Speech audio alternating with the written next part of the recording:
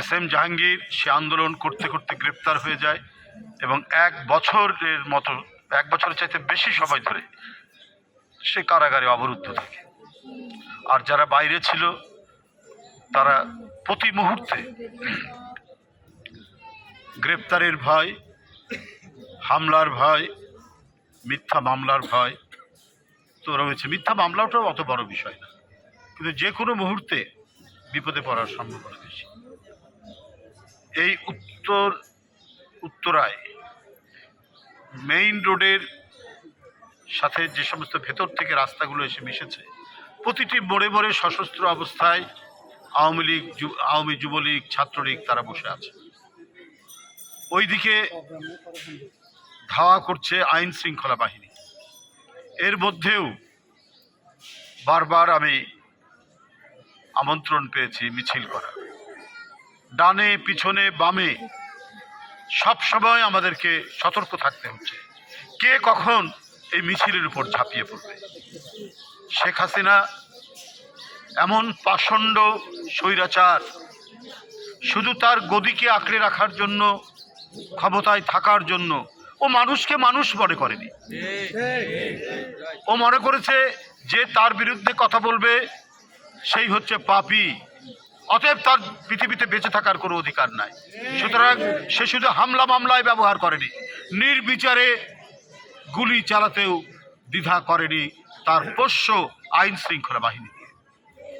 আপনারা দেখেছেন জুলাই এবং আগস্টের কি ভয়াবহ পরিস্থিতি তৈরি করেছিল শেখ হাসিনা।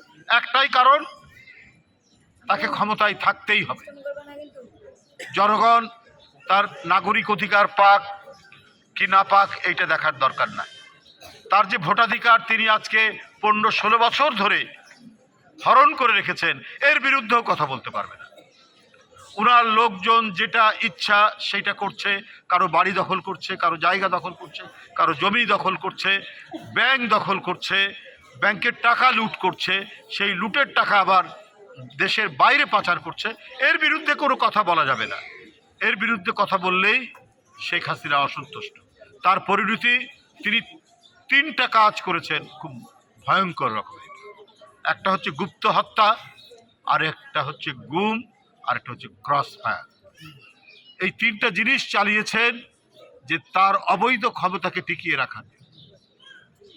যারা গণতন্ত্রের পক্ষে কথা বলতে গেছেন, এই সমস্ত অনেক তরুণকে হত্যা করে নদী, নালা, খাল, বিলের সামনে তার লাশ ফেলে রাখা হয়েছে। আপনারা জানেন অনেকেই, এই উত্তরায় বলেন, ঢাকা মহানগরী বলেন, সারা বাংলাদেশ, চট্টগ্রাম, রাজশাহী, খুলনা, কত যুবদল, ছাত্রদল, বিএনপির কত লোককে যে তারা হত্যা করছে। এর মধ্যে এমপি আছেন, এর মধ্যে কমিশনার, কাউন্সিলররা আছেন, এর মধ্যে ছাত্র নেতা আছে। কাউকেই রেহাই দেয়নি শেখ হাসিনা। এর উদ্দেশ্যটা কি ছিল? কেন তিনি এত নিষ্ঠুরতা প্রদর্শন করছেন? এইটা তাদের রক্তের মধ্যেই আছে। উনার বাবা দেশের রাজনীতিবিদ ছিলেন। আমরা তার ব্যাপারে খুব বেশি সমালোচনা করতে যাই না, কিন্তু সত্য কথা উচ্চারণ করতে গেলে, সত্য ইতিহাস বলতে গেলে সেটা তো চলে আসবেই। উনিও তো সব দল বন্ধ করেছেন, খবরের কাগজ পড়ার অধিকার বন্ধ করেছেন।